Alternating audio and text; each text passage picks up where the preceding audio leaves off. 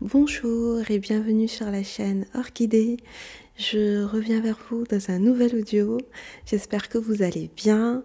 Ça fait une semaine que je n'ai pas posté de vidéo car j'attendais la suite de la série. Donc j'espère que depuis lors vous vous portez bien. Donc je reviens vers vous dans un nouvel audio pour analyser l'épisode 27 de la saison 3 de la série Karma.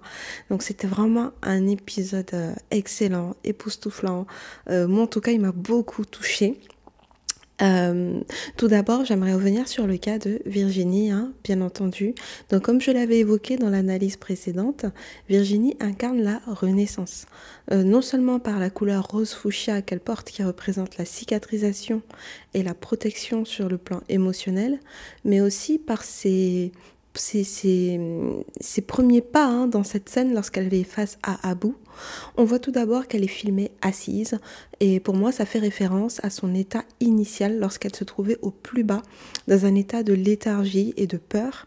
Ensuite, on constate qu'elle se lève, donc le fait qu'elle se tienne debout fait référence à son éveil, à sa prise de conscience lorsqu'elle a compris qu'elle se trouvait dans une relation dangereuse et que les traumatismes que celle-ci lui a laissés étaient si profonds qu'il fallait qu'elle trouve une aide professionnelle. Ensuite, on voit qu'elle marche et contourne le fauteuil en référence au chemin parcouru depuis son départ, au moment auquel elle était si affaiblie qu'elle n'avait aucune projection sur l'avenir. Alors qu'aujourd'hui, par sa position debout face à la fenêtre, on note que sa vue n'est plus obstruée, elle n'est plus obscurcie par la peur, par la tétanie, mais cette peur, elle l'a troquée par une soif de vivre, une assurance claire quant à l'avenir qu'elle souhaite offrir à sa fille et qu'elle souhaite s'offrir à elle également. D'ailleurs, c'est désormais elle qui demande à Abou s'il a peur. Donc la peur a changé de camp. On voit que la vapeur s'est totalement inversée. Elle regarde droit vers l'horizon. Elle ne craint plus Abou car elle arrive à lui donner le dos.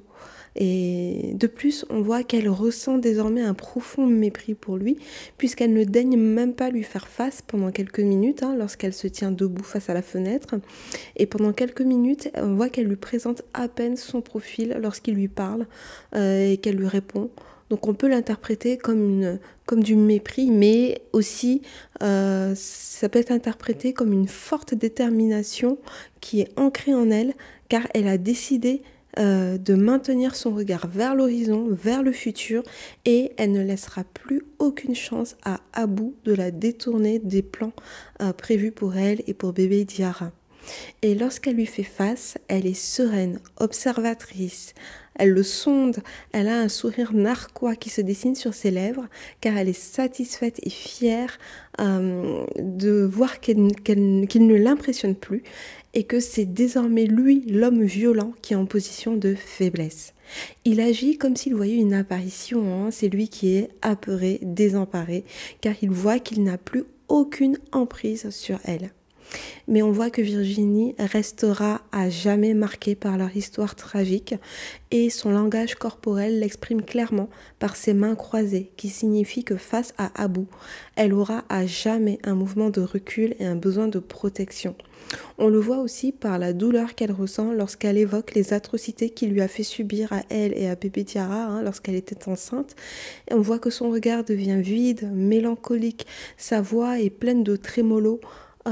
Sa voix est tremblotante, donc on voit ainsi qu'elle sera marquée à vie, et on le voit aussi par sa robe qui a des fentes au niveau des bras, comme pour illustrer qu'elle gardera des stigmates toute sa vie, elle gardera des écorchures de cette histoire toute sa vie, et ces boucles d'oreilles me font aussi penser à une balafre sur laquelle 2 pansements ou 2 points de suture ont été posés. Ce qui nous renvoie encore à la couleur de sa robe qui fait référence à la cicatrisation. Même sa coiffure, selon moi, met en évidence qu'une partie d'elle est morte. Ses tresses ne recouvrent plus qu'une seule de ses épaules, elle ne recouvre que le côté droit. Et le côté gauche de son buste n'est pas recouvert de sa longue chevelure. Et cela induit, selon moi, qu'émotionnellement, elle ressentira toujours des frissons de peur en repensant à cette relation et abordera ses futures relations avec une pointe de méfiance si un jour cela devait se terminer avec Lucas. Et c'est intéressant car elle incarne la Renaissance sans l'idéaliser et sans la rendre irréaliste. Donc j'ai bien aimé cette approche que les scénaristes ont eue pour nous dépeindre le nouveau profil de Virginie. Donc on voit une Virginie qui est à la fois rayonnante, aguerrie, plus sûre d'elle, et en même temps on est face à une Virginie qui ressent des relents de crainte, elle ressent une profonde tristesse en repensant à son passé, et cela nous montre que surmonter des épreuves, avoir pu se reconstruire, ne nous exonère pas de moments de mélancolie, de rage, de tristesse, de doute, en repensant au passé. Et parfois, lorsqu'il se présente à nous et qu'il faut l'affronter, c'est normal que l'on se sente plus affaibli et moins confiant. Et la Renaissance, donc, selon moi, par cette scène, cela nous montre que la Renaissance n'est pas une immunité contre la douleur ou la mémoire traumatique. Et ressentir ou revivre des sensations désagréables pour nous est tout à fait normal. Et c'est le temps qui permet de guérir, également le suivi psychologique ou psychiatrique dans certains cas, lorsque cela est nécessaire, et la reconstruction selon moi, doit être patiente, bienveillante.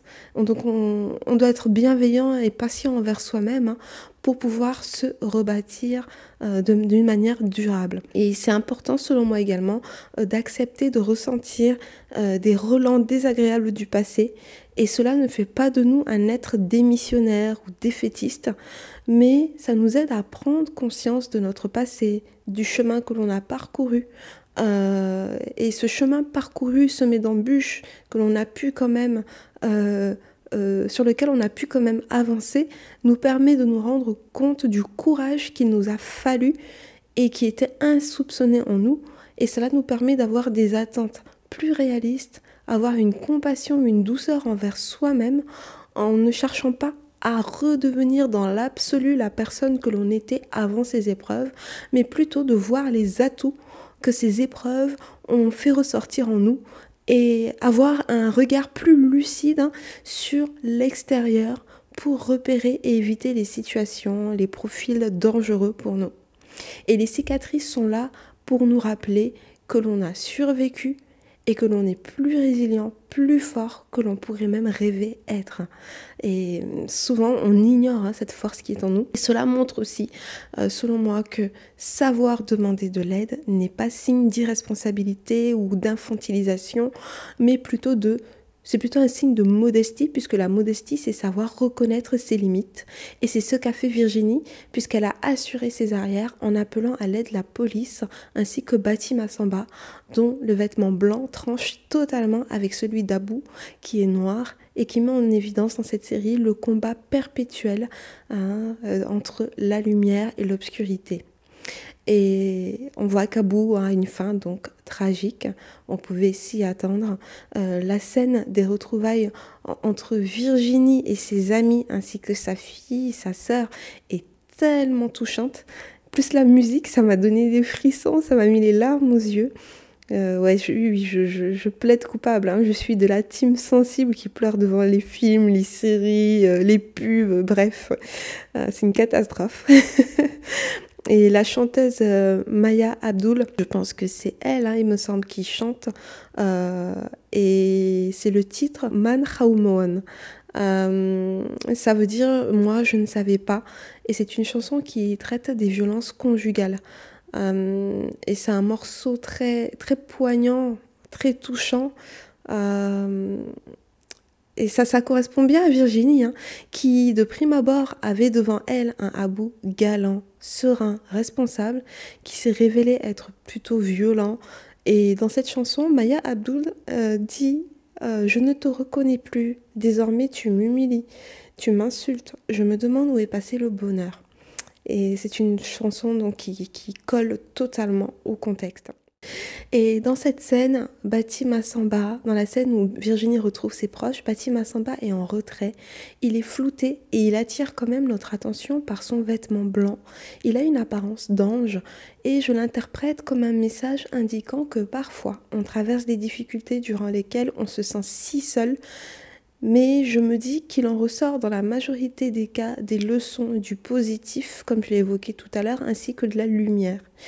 Et cette solitude, qui est parfois numériquement et humainement constatable, ne l'est pas d'un point de vue plus spirituel.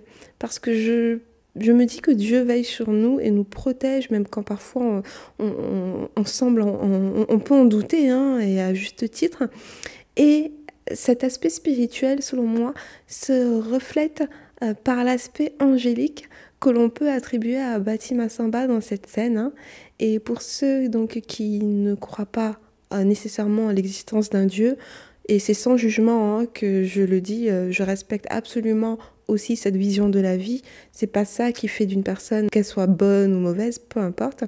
Mais juste d'un point de vue non spirituel forcément, je vois cette scène comme le signe que même lorsque l'on se sent dans une solitude extrême, qu'on traverse des épreuves vraiment difficiles, il y a sûrement quelque part quelqu'un prêt à nous aider, que ce soit dans notre entourage proche ou par des inconnus.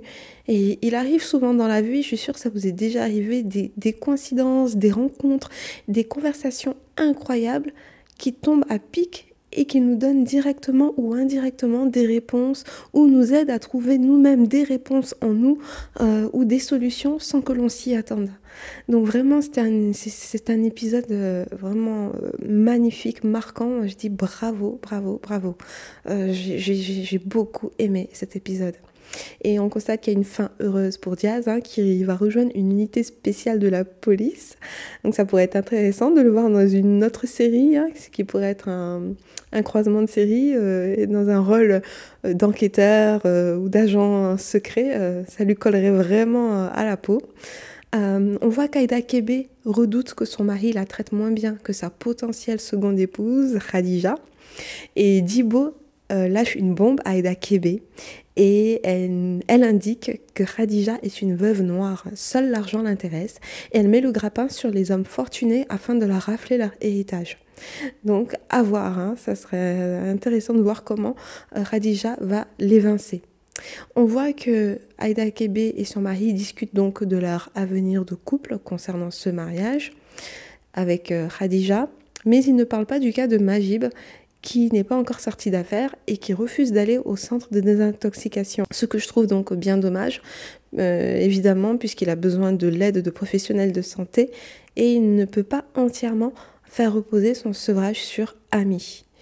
Et en parlant des frères Kébé, grâce à Chérif, Kani est réconcilié avec l'amour, il semblerait, et joue les Cupidons pour Siam aussi.